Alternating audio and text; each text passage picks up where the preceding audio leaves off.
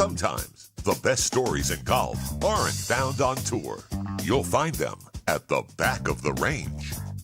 And here's your host, Ben Adelberg. Thank you again for joining me here at the back of the range. I'm your host, Ben Adelberg. This is episode 28. Hope that everyone had a fun 4th of July for people here in the United States. As you all know, the 4th fell on a Wednesday this year. Normally we release our weekly episodes on a Wednesday. But that being said, while I know you're all enjoying this podcast, it's hard to compete with fireworks, hot dogs, and excessive amounts of alcohol. Therefore, we took the day off yesterday, but now we're ready to move forward with a very exciting episode. It's a bit of a first for us, actually. I'll explain that a little bit later. By the way, if you want to learn more about this podcast, where you can find and download all the episodes, head over to thebackoftherange.com. You can also find us on Facebook, Instagram, Twitter. We're everywhere. You'll find that information in the show notes of this episode. So at the beginning of each and every episode so far, you've heard our friend Mitch Phillips say, sometimes the best stories aren't found on tour.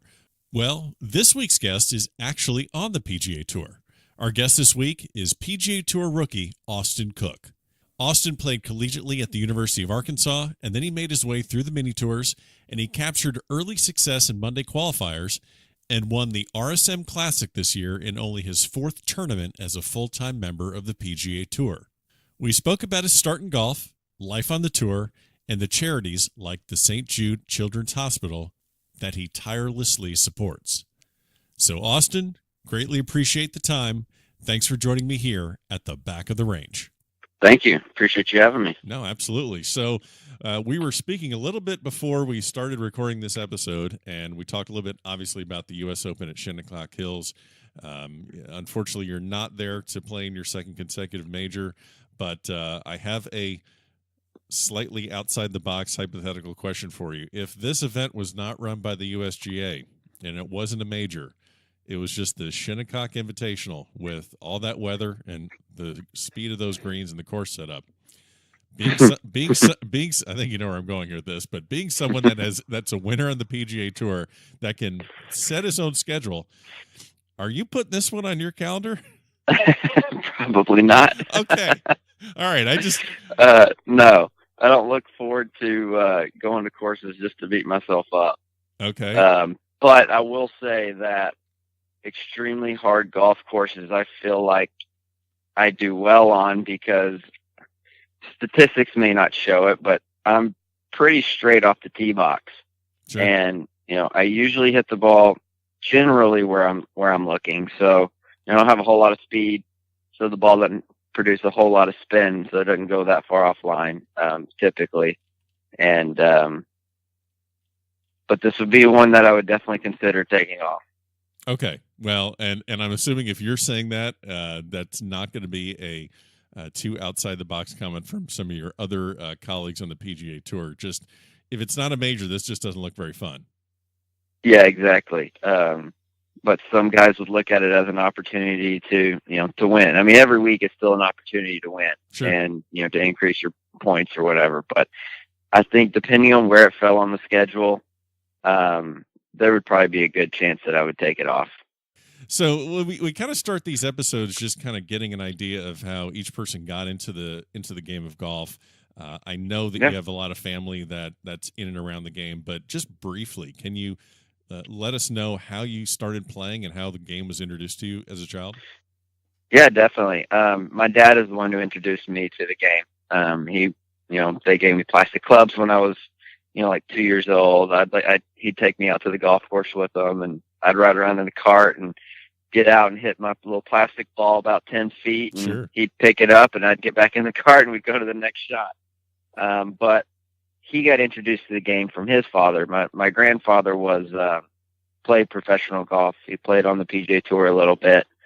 I think he played about 70 events or so in the 60s and 70s.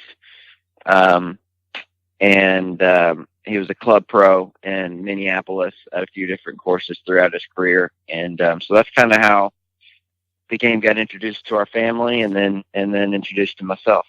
And your grandfather's name, I have it in my notes here. His name's John. So, John Cook. Yeah, I mean, John Cook. okay, so Unfortunately, it's not the John Cook. no, to you, he is the John Cook. He is a John yeah, Cook. but like when you're out there, I mean, how many times have you are you related to John Cook? I mean, I'm sure you get that all the time, right?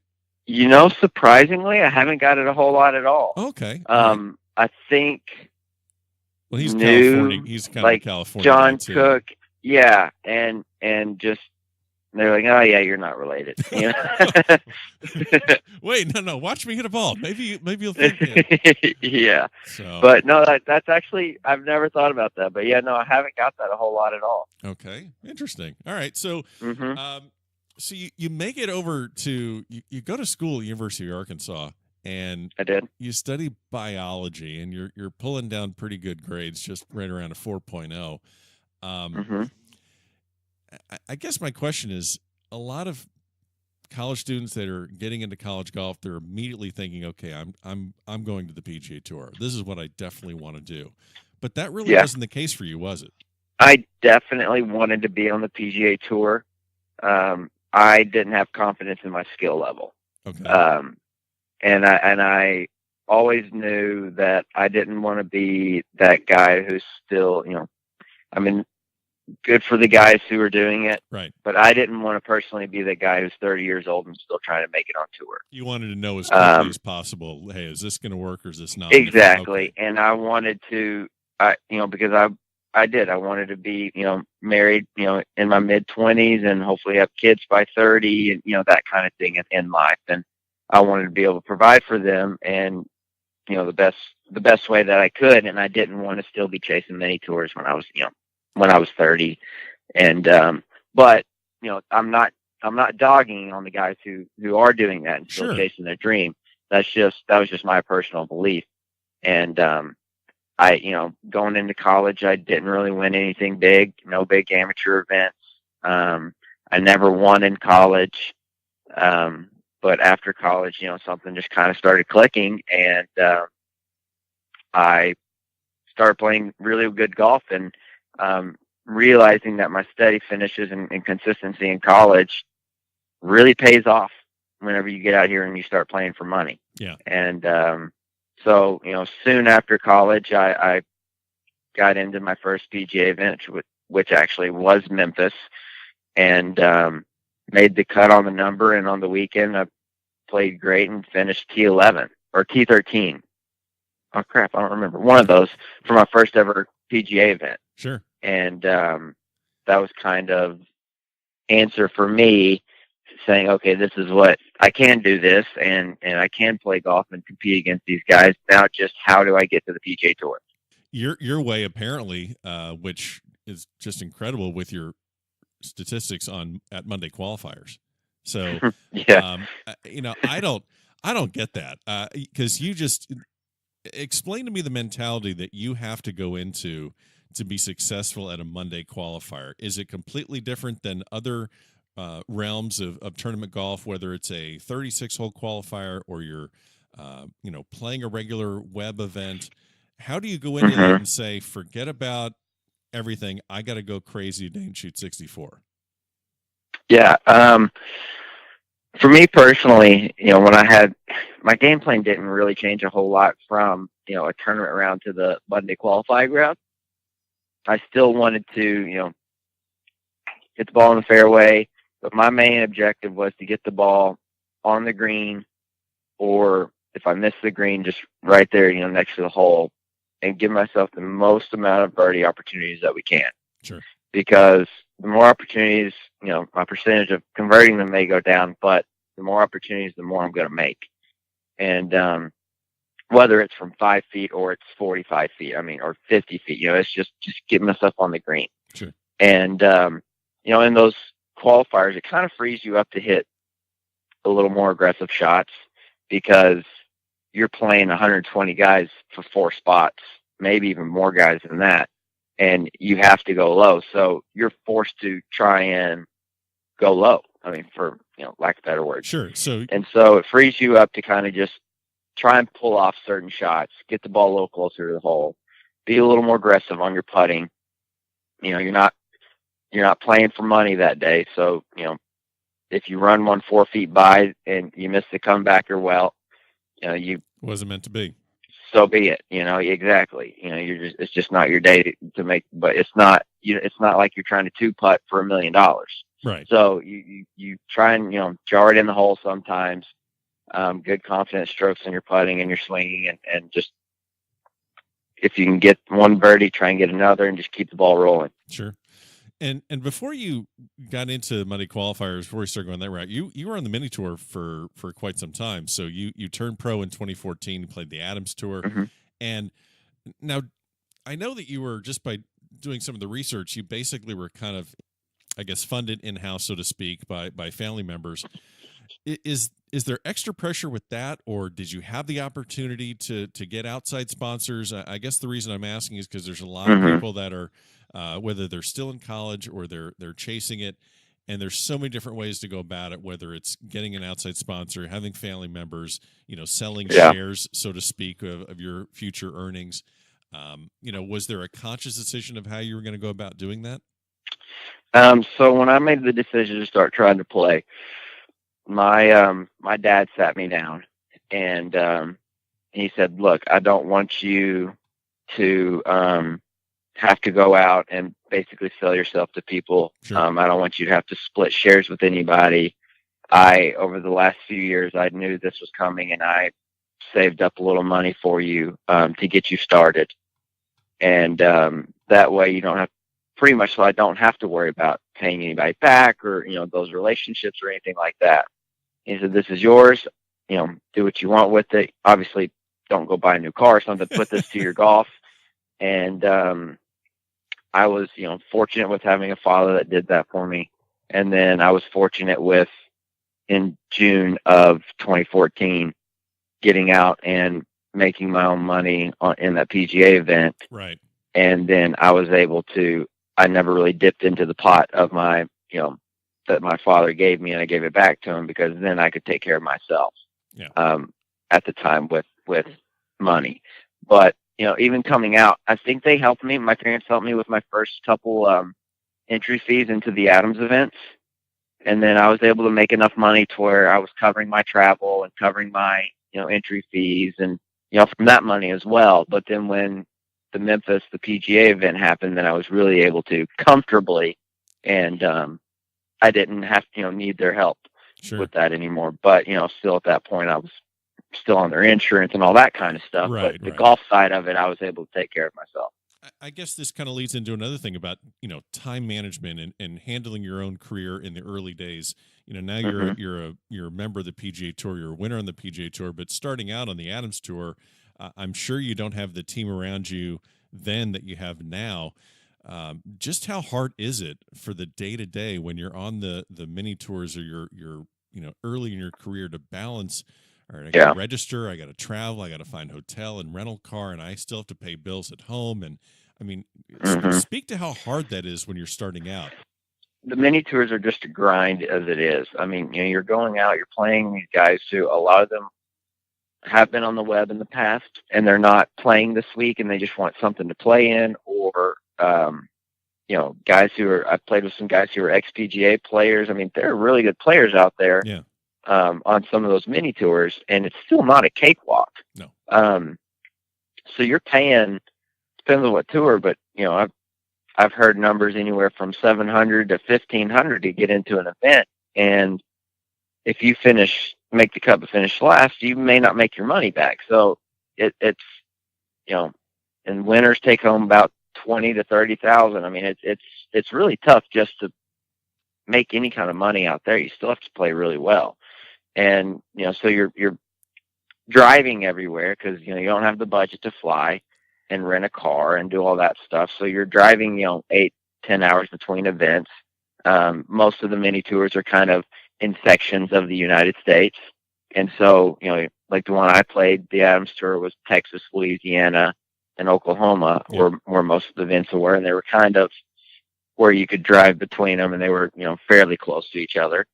But then, you have to worry about everything that's going on at home, the bills that you have there. I mean, it's luckily for me, balancing golf and studying for school in college really helped me learn time management and to, kind of write things down and do, kind of keep a checklist of things that I got to do. And I was able to stay somewhat organized. And but no, it is tough. It's the life we chose, but it's not glamorous at all on the mini tours. No, I imagine it's just not glamorous. There's times when even being on the PGA Tour with all the travel you have to do, everyone sees that. Everyone sees kind of how glamorous it is for the top 20 in the world or whatever. They are flying private from tournament to tournament, and they're staying in really nice houses week to week. But the guys who aren't, I mean, we're still with families at home and trying to still pinch dollars where we can. And, we're staying comfortably in hotels or whatever, but, we're flying, and every weekend we're flying, and, sometimes, not always in first, and, you're in coach and middle seats. I mean, especially when you miss the cut. Missing the cut on Friday is like middle seat Friday, it seems to be. It's usually the only ones that are left. Yeah. So it's almost like you put salt in the wound. No, it's I whenever I fly, I love to get an aisle seat, so I can't imagine when you get the last dibs and you just and of course now you have to give me a story about being in the middle seat and being sat next to some guy that looks at you like, hey, don't I know you from somewhere? And I'm sure, because didn't I just see you on TV or something like that? I mean, can you give me one of the worst middle seat stories after missing a cut of a tournament? Fortunately, nobody's done that, but I've landed in Memphis. That's where I usually fly out of. Sure. On a Friday night, and walking through the Memphis airport, I've been, hey, Austin, what are you doing here? I was like, really? Oh, what I'm doing here? I missed the cut. I've gotten that a few times. Like, I get back home, back to Jonesboro and go out to the course on Saturday. They're like, I thought you were playing. Oh. Yeah, well, I was playing. You're right. You evidently didn't pay attention. I missed the cut. Wow. Talk about a hometown kid getting the love and support from his local community. Right? Exactly. Man, they need to follow you a little bit more on Instagram and Twitter. We'll take care of that, too, when this podcast gets out. That works. Yeah, don't say anything friendly to Austin Cook on a Saturday morning at a golf course if it's not on TV. So, man, so let's move past the mini tours and let's talk about some fun stuff on the PGA Tour. You're not the prototypical bomber, as you just pretty much said. You drive it straighter than you'll probably admit, so your stats are pretty damn good as far as hitting fairways. But you pick up this win in I guess it's your fourth official start as a member of the PGA Tour. We're going to talk about that victory, but how important is it for a player like yourself to be able to get that win? You're exempt. You have 2 years. How important is it to be able to pick courses that fit your game?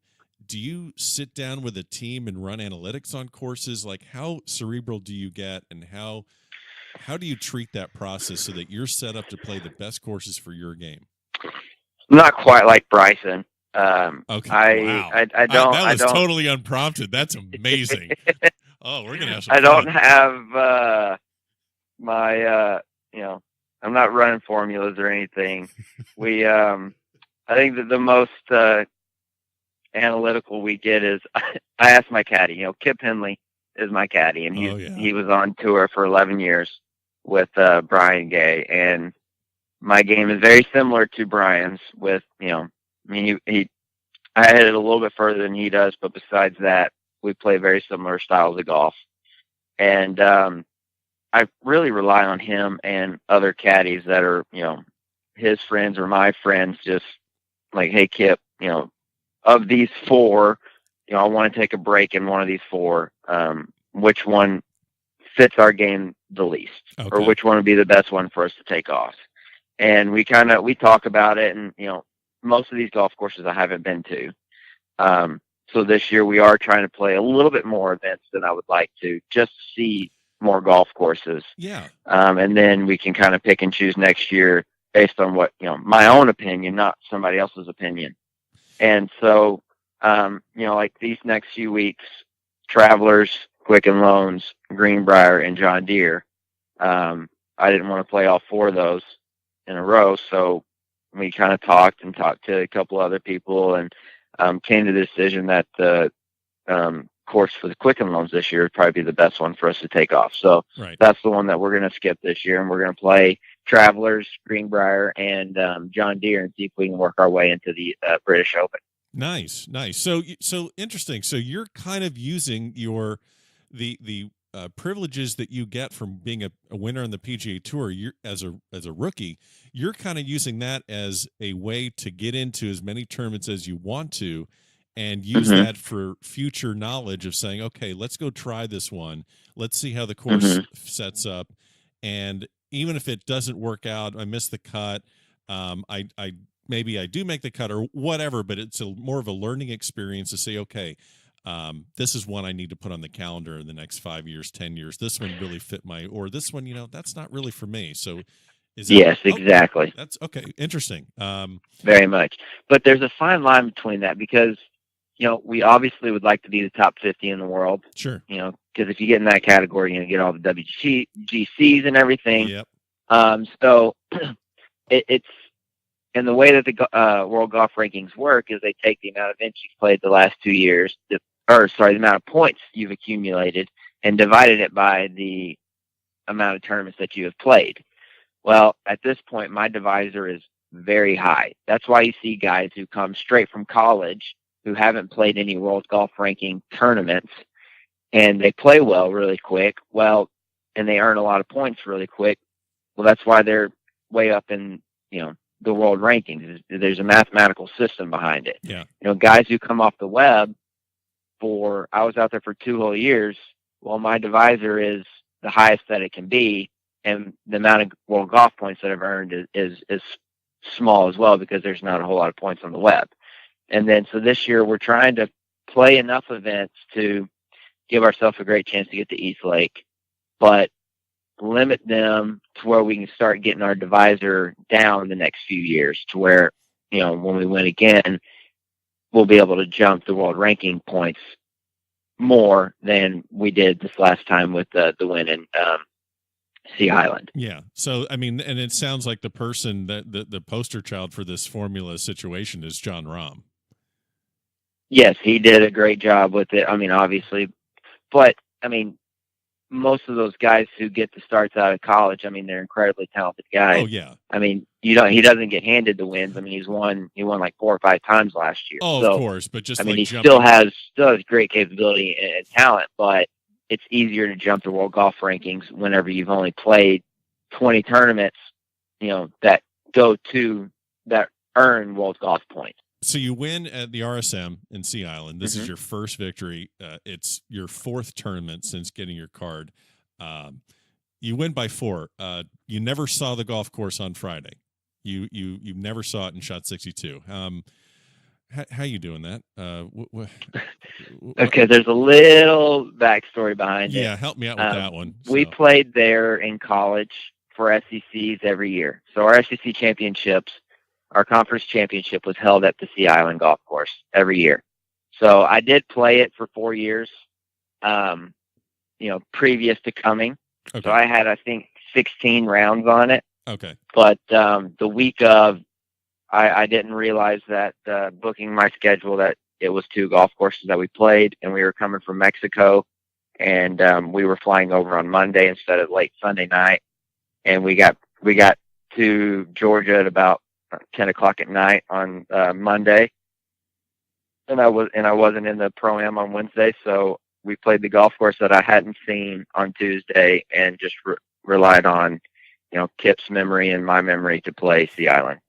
Yeah. So, and obviously you win that thing by 4. I actually remember watching that, and I'm just like, man, this guy ain't going anywhere. He's just not cracking at all. And just every single hole just seems like another fairway, another green, either make a putt or tap in for par. And then I guess one of the questions I have for you is, when did it really sink in that, hey, I can win out here? You've been through these Monday qualifiers. You had great success on the web. Do you remember a specific time, whether at a qualifier on the web, that it really hit you, said, yeah, I can do this? I think when it hit me that I could have a career out here, I just have to get here, was my first ever event, through Memphis. Okay. In 2014, finishing how I did, I was like, okay, I know that these guys don't play as great of golf all the time as you think they do. Right. You know, on TV, they're always showing highlights.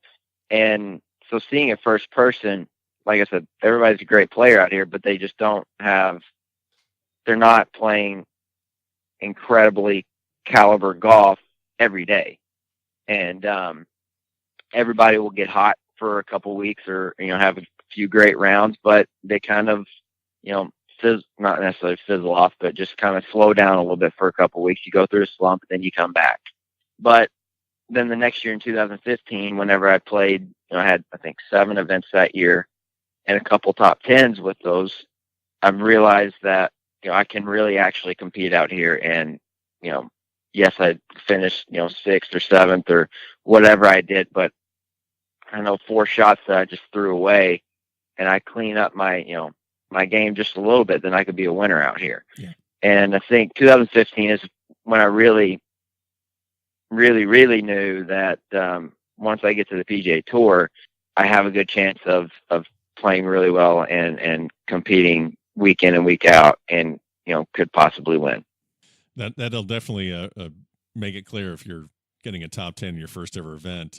You've mentioned your caddy, Kip Henley. He's been around for quite some time. That's not an age joke on Kip Henley. I don't want him coming after me on Twitter or anything, but how did you get hooked up with Kip, and speak to the importance of having a veteran caddy as a rookie, especially a guy that caddied for Brian Gay, as you said, similar game. I mean, can you speak to the importance of Kip Henley? So Kip, he used to be a club pro. Kip did, in Tennessee, and one of the local club pros in Jonesboro, Arkansas.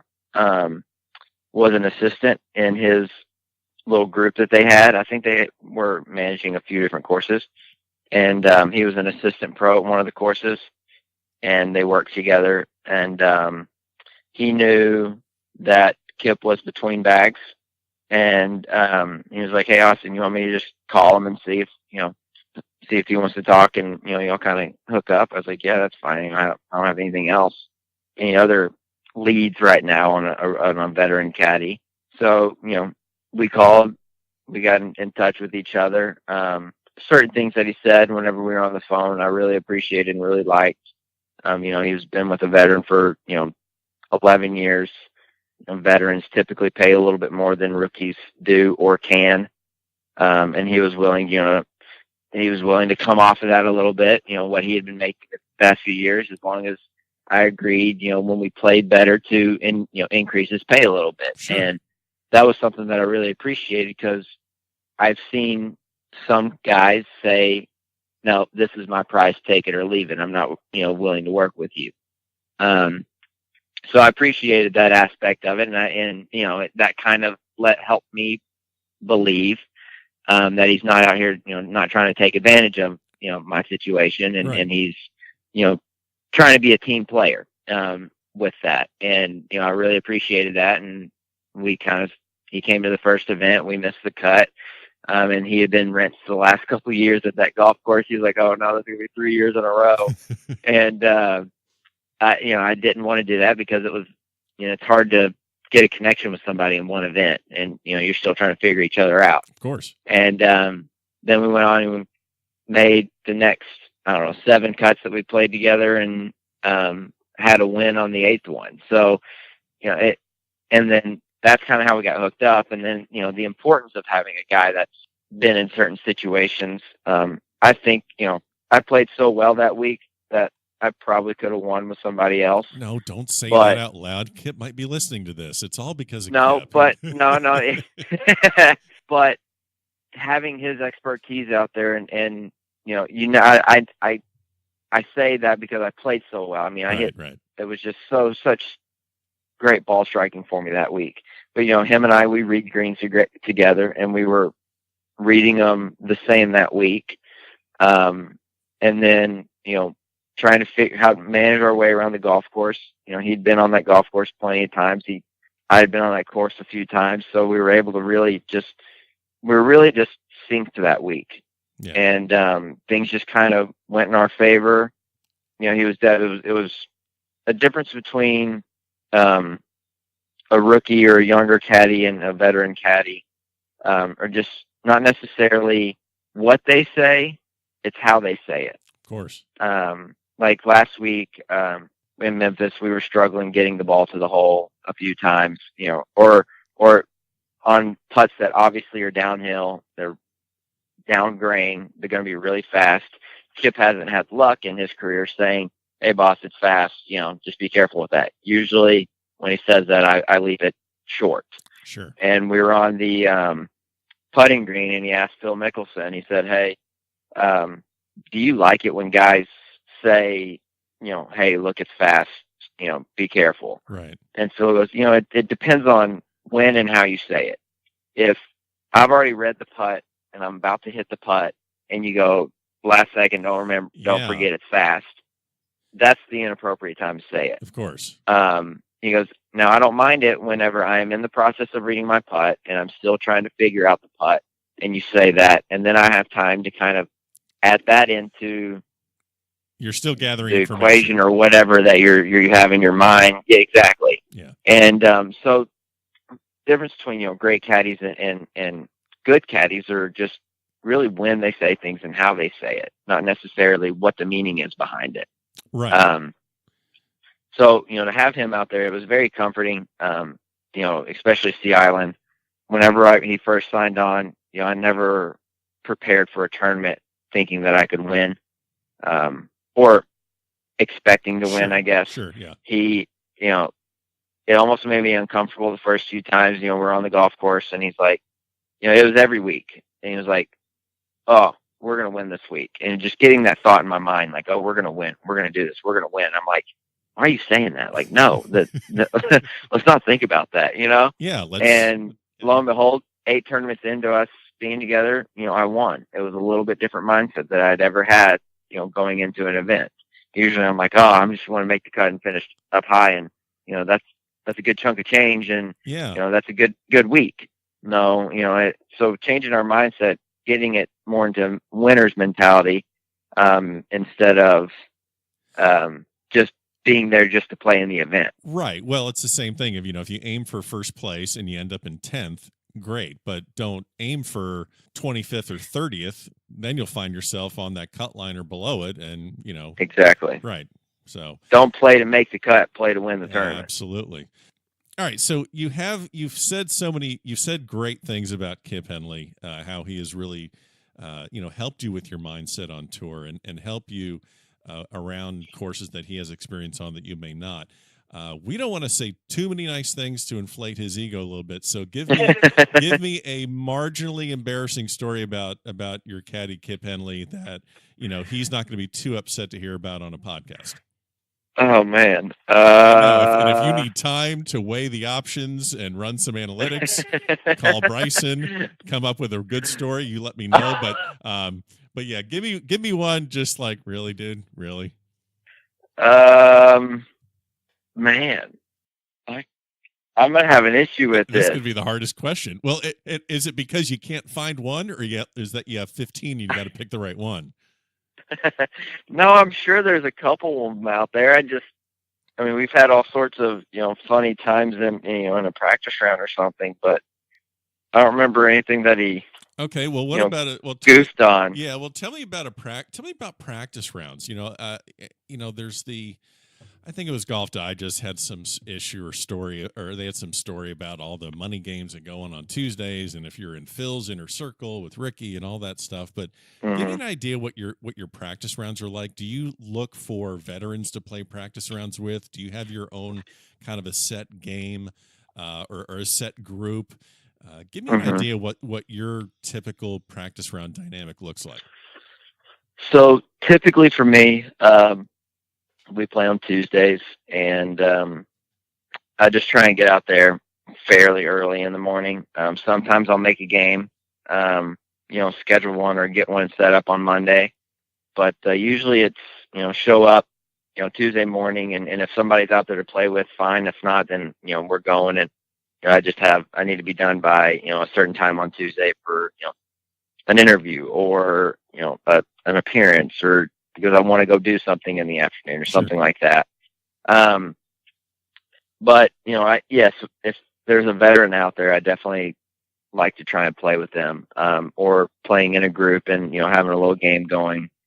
It's, that's always fun as well. And, I do have a somewhat group that I do like to play with. Andrew Landry is a really good friend. David Lingmerce is a really good friend. I played with David. Andrew was a graduate or left in 09, and I came in 09, and Right. he kind of stuck around. We were on the Adams tour together. So there's some guys that, I do really enjoy playing with. And we've played some practice rounds with some veteran guys that I really enjoy playing with those guys. It's just easier to text a buddy and say, hey, you want to show up at 8 a.m? Let's go about 9 o'clock. Yes. Okay, cool. See you then. So that's about, the extent of me asking people to play or whatever. I won't go up to somebody on, Sunday night and see them or Monday morning when I see them and say, hey, do you want to play tomorrow at, X, Y, certain time? Sure. The only time that we did that was at the Masters, and we tried asking a couple people. We got there on Friday and we're like, hey, this week, if you're going out to play 9 and you have a spot for one more guy, let us know. We'd like to play with you. And, one of those was Jason Day. Yep. And so just to try and, play with a veteran at that course, to see what they see in the golf course and how they navigate, that kind of thing. Are you, being a rookie, being early on in your PGA career, are you going out there for those practice rounds more so as learning the course and just getting as much work done as you can, or are you trying to keep it light and, play for a couple bucks just to keep it interesting, or what's your mindset at this point of your career going into practice rounds? It really depends on the golf course. Augusta, obviously, I was really trying to learn a lot Sure. and figure things out. Most golf courses and tournaments, I just like to see the golf course. I just want to see all the holes. I do a little bit of chipping or a little bit of lag putting, but there's no guarantee that you're going to hit it in that spot or, be in that situation. I just try and get a good feel for the conditions of the golf course, the rough length and chipping out of that, the bunkers, coming out of those. But I just really want to just see every hole and kind of see what's all around the green or what's all around the hole. I do like to play, a little game with some guys just to, that way I don't, I think that's one thing I will say about Kip and myself is we suck at practice rounds. That's okay. I don't hit the ball great. I'm not focused. So if you play a little bit of a game with somebody, then you focus a little bit more. Yeah. He is all over the map during a practice round. I'm not focused in hitting, shots like I want to. Well, he's, not getting the pins. And I'm like, hey, Kip, I need a ball. He's like, oh, something new we're doing. Yeah. Yeah, we play with a golf ball. So I think if I have anything to say about Kip and myself, then it's we really are terrible at practice rounds. But once that flag goes up, we both focus in and we're good to go. There you go. But no, I just like to go out and see the golf course. If the practice round's slow and we have 3 holes to go, I'll be like, Kip, you can go in. I'm just going to walk these 3 holes. I'm tired of it's on hour 6 and we've only gotten through 15 holes. I'm done with this. So, practice rounds for me are just to see the course. There are guys who really like to put the hole down where all the pins are going to be. I'm like, if I can get a gist for the greens, that's great. But come Thursday, the wind can be complete opposite and you're hitting completely different clubs into holes. Every day they move the tees to different spots, the pins in a different location. Every day the conditions are different. So I'm not worried about, I need to hit driver off this tee box, or I have to, hit 3-wood, or, this is a par hole, or because it could change every day. So I'm more about, this is where we would like to get it to in the fairway at this length. So on Thursday, we'll hit whatever we need to get here. Not necessarily we have to hit driver here or something like that. Right. So, but you mentioned the Masters, you picking up that win at RSM gets you into the Masters this year. And I'm sure that you've been asked, and I could ask all the typical questions of, what was it like when you got the card in the mail, and what was Magnolia Lane like? Let's just assume that you're over the moon with that, and we can move on to one of the questions I really wanted to ask. You missed the cut, which, hey, you're a rookie. It's your first time there. There's so much to learn at Augusta National. But if I didn't look closely and just saw, okay, MC, that's it. But you had the opening group on Thursday morning, and you were with Wesley Bryan, and you were with Ted Potter Jr. Yeah, you're with Ted Potter Jr. and Wesley Bryan. You're the opening group. You birdie your first hole, but let's go back to before that tee shot. You're literally right there 15 or 20 minutes after the honorary starters. Were you there when Nicklaus and Player hit their opening shot? I was there, but I could not see. Okay. So I was walking from the clubhouse through the sea of people to the putting green to do my last minute putting before I go play, and I heard the last tee ball be whacked, and the clapping, and I just couldn't see him, and I was a little bummed about that. Okay. That I couldn't see him, but I was there in spirit, and I was attempting to be there. They hit the tee balls a little sooner than I thought they were. Okay. They hit it about 15, 20 minutes before our tee time, not 10 minutes. Right. And which there's that's fine. Sure. I was just thinking that they were going to still be there and introduce them whenever we were putting 20 yards away. But that had to have probably been the most unique start to a tournament. Forget the fact that it's the Masters, but you just look over and you didn't see him hit him, but yeah, that's Nicklaus and Player right there. Well, it was awesome, and most of those people stuck around to watch the first tee shot as well for the actual tournament. Oh, that's an extra bit of fun for you in your first tee shot. Yeah, so all these people are here, and I stripe it right down the middle. Hit a 7-iron up there, great, and make the putt to have the lead in the Masters, and it all went downhill from there. Oh, come on! I mean, so for as far as play goes, yeah, exactly. So I guess I could ask a lot of questions about the typical first experience at the Masters, and everyone says how hilly and undulating it is. Other than the play, just being on site, is there anything that you can think of to mention that most people would not have any idea about Augusta National or about the Masters? The security. Okay. I expected, it to be high, but it was really high. They do a good job there. For players trying to get in, or for the patrons? Well, everything. Or? Okay. I guess people trying to get in, for us pulling it down Magnolia Lane, there was, 2 checkpoints for us to go through. So we had to get our badges scanned twice, or looked at twice. They have those big 12-inch beams or pillars that come in and out of the ground to where you can't drive your car, and you got to wait for them to go down. It was just how secure they had it there, and just then to get in to eat or certain places of the clubhouse. But rightfully so. It's the Masters, and people are going to try and abuse the system. But the security, and then along with that is just the hospitality. Everybody was so great there. So nice. All the volunteers and all the workers at Augusta National. From the waiters and waitresses to the people in the pro shop. They were all great and very helpful. You're playing in your first Masters. You're a rookie. What's the most random ticket request that you received? I'm sure once you got that win, everyone knows where you're going in April. All of a sudden your phone just is blowing up, and you got way more friends than you ever thought you knew you had, right? Yeah.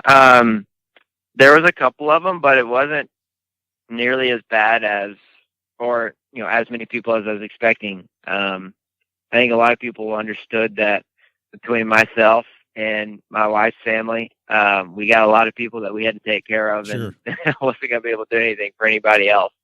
Just to kind of wrap things up, you're a rookie on the PGA Tour, but you've made tremendous strides with your charity work. You're a recent ambassador for St. Jude Hospital. You just had, gosh, that's a kind of a dream start to that relationship, and then you back it up with a T6 at the tournament itself. You have the relationship with them. How did that come to be? And tell me what you're doing for St. Jude. Yeah, so it's with us, we're in Northeast Arkansas. We're an hour from pretty much the St. Jude Children's Research Hospital. So I've known many people or multiple people from home who have, gone over there because they, have cancer, or their child has cancer and they need, treatment. And so I've seen a lot of people firsthand who St. Jude's has benefited and helped. And, their whole cause and what they do, for the families and everybody, where nobody pays a single dime, who are coming in for treatment. The family doesn't, pay anything. St. Jude covers it all. Not only having the relief of financially, and accommodating all, the family and everything whenever the kid comes in for treatment, but also having such a high success rate nowadays, and all the research they have done into curing these certain cancers and finding treatments for them. I mean, it's unbelievable. Yeah. And, the strides that they have made in the medical field.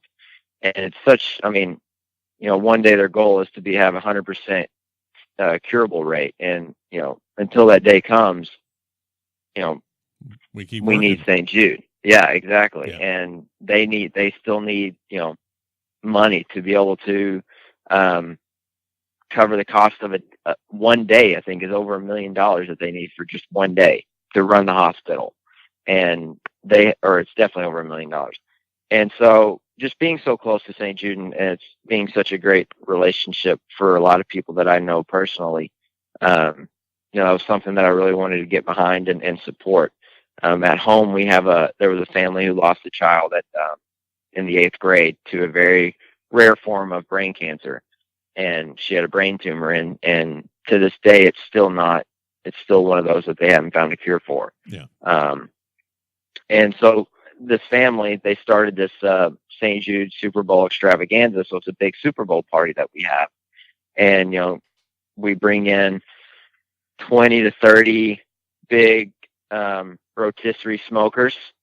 And we grill ribs and chicken and sausage. And we usually have a group come up and do crawfish. And we have a live auction and a silent auction, and then the ticket sales.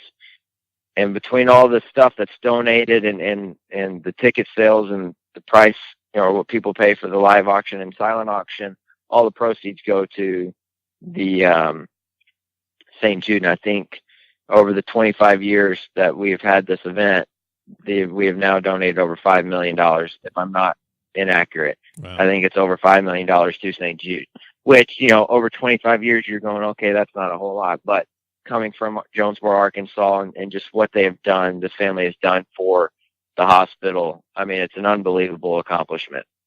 And I'm happy to be a part of it. That's great.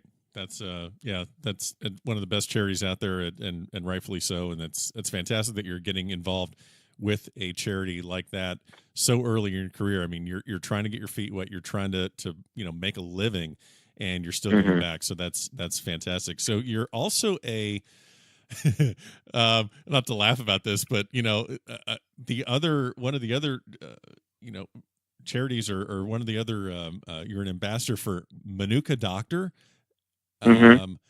I've never heard of this, and then I did some research on it, and you kind of met this doctor when you're on Necker Island hanging out with Richard Branson. All right. Yeah, and I've looked on your Instagram, I've done my research, and there's you and your wife hanging out with Richard Branson.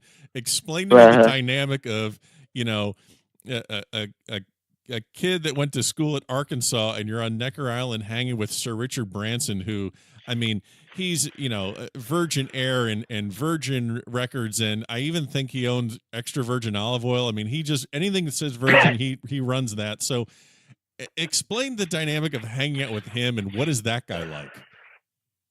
Yeah, so I guess about a week before the event was to be held a couple of years ago, one of the guys pulled out from coming, one of the golfers. Sure. And I got a phone call. My manager called and, had a relationship with these people already and pitched my name, and they're like, yeah, let's bring them. And so myself and my wife got to go down and, we met this group, the Manuka Doctor group. They were the title sponsor of the event, and they were there for the golf side of it. There's a golf side of this, and there's a tennis side of it. Sure. And, Richard on his island has a couple artificial grass tennis courts. So all these guys come down there or people, men and women, come down to play and, have tennis clinics and a tennis pro-am and just hang out. And, Richard's Island has one rule, and that's pretty much just to have fun. And so, we went down there for this, and, we went the first day to Puerto Rico, played 18 holes, and then we go over, the golf group goes over to the island to hang out for the rest of the week. And we do these skills challenges around the island because he doesn't have, any type of golf course on that island.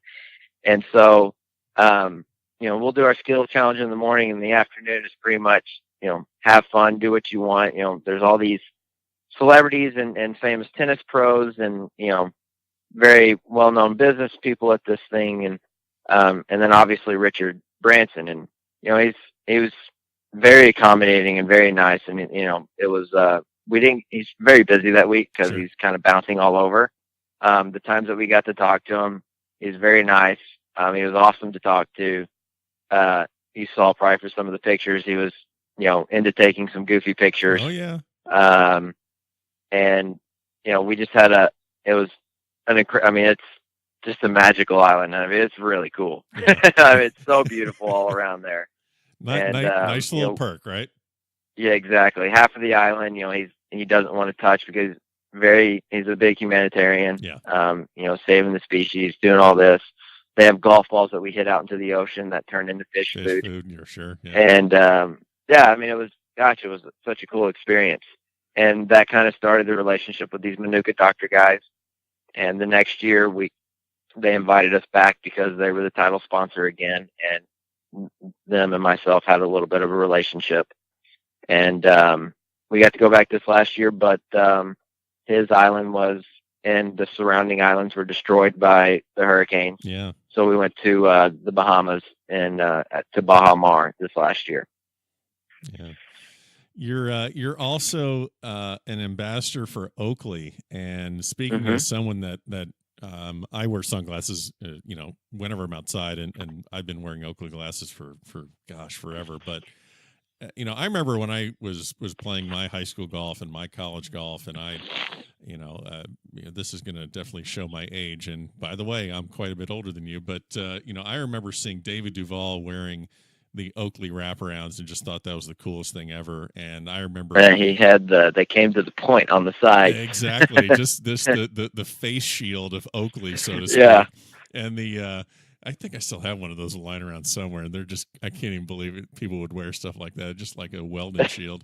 But you have that, and then I just remember when Freddie was doing his thing in the 90s, just Ashworth just looked like the coolest thing ever. But when and I guess my question and what I'm getting to is, you're ambassador for Oakley.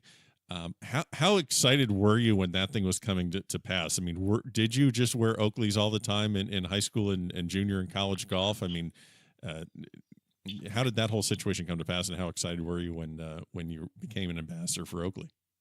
Yeah, that's definitely the glasses that I've always worn. Right. Athletic glasses on the golf course, or any other sport that I was doing, baseball.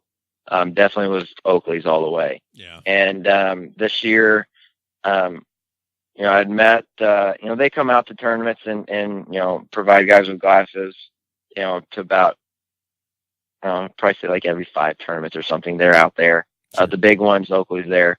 And so I had a little bit of a relationship with, just meeting a couple of the guys and getting glasses from them over the last couple of years. But this year, meeting Al, and kind of some of the group and looking for clothes, and they were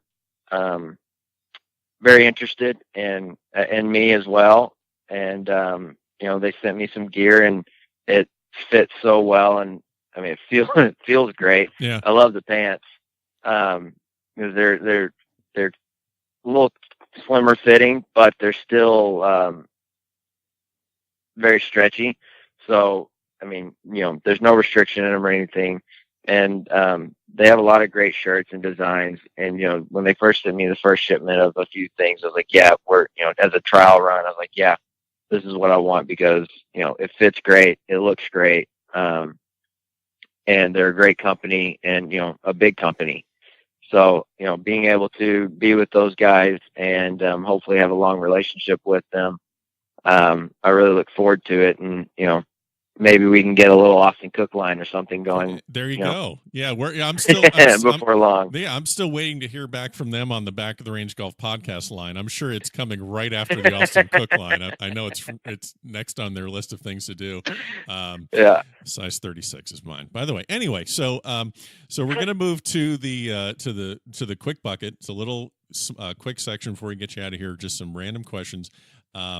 It's a little bit different because most of the people that I'm interviewing are not currently on the PGA Tour. So this one, I'm not sure how this one's going to go, but okay. I've asked this question to just about every single guest. So Jack Nicklaus won the Masters in 1986 at the age of 46. Compare that victory to a potential fifth green jacket of Tiger Woods. Which would be the more substantial victory? I think at this moment, Tiger, because of what he's gone through in the middle of his career. Yeah. I think that would be a bigger win for Tiger. Okay. We're going to skip the second question because it's if you can give a major to anyone in history. And, normally I say you can't choose yourself, but damn it, you can choose yourself for that. So, oh, yeah, I can definitely choose myself. Yeah. I was wondering how these questions were going to go. I was like, well, he better say himself. If not, we got a problem there. But so the other question I just kind of wanted to ask you, and most tour players in interviews, when you see them talking about what they want to accomplish in their careers, they want to obviously win often. They want to win majors, want to be the best player in the world. You've been on tour for a bit and you've seen the reality of what those top 20 guys, 15 guys, you've seen the reality of what their life is like. I know you want the trophies, but do you want to be as identifiable as the guys up there like Rory and DJ, or do you want the trophies but still want to be anonymous? What kind of career as far as off the course are you looking for? Oh man, yeah. What those guys go through and how they kind of have to tiptoe around life outside of golf, just because of not necessarily tiptoe but kind of hide. Yeah. It's tough.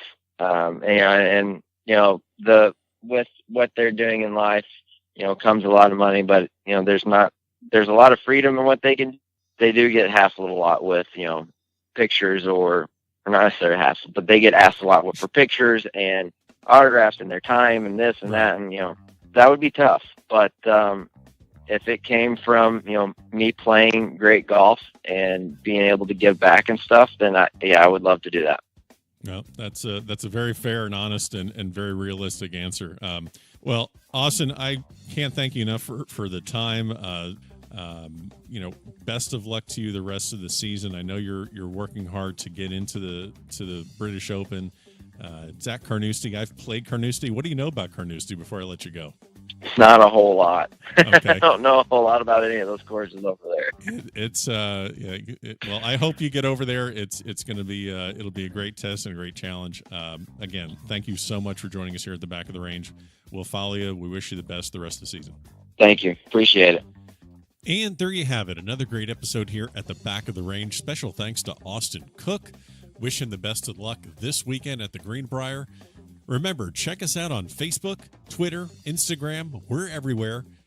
And if you'd like to get some Back of the Range merchandise, maybe a towel or a hat, shoot me an email, ben@thebackoftherange.com. I'll see what I can do for you. In the meantime, I hope you all have a great week. We'll see you again next time here at the Back of the Range.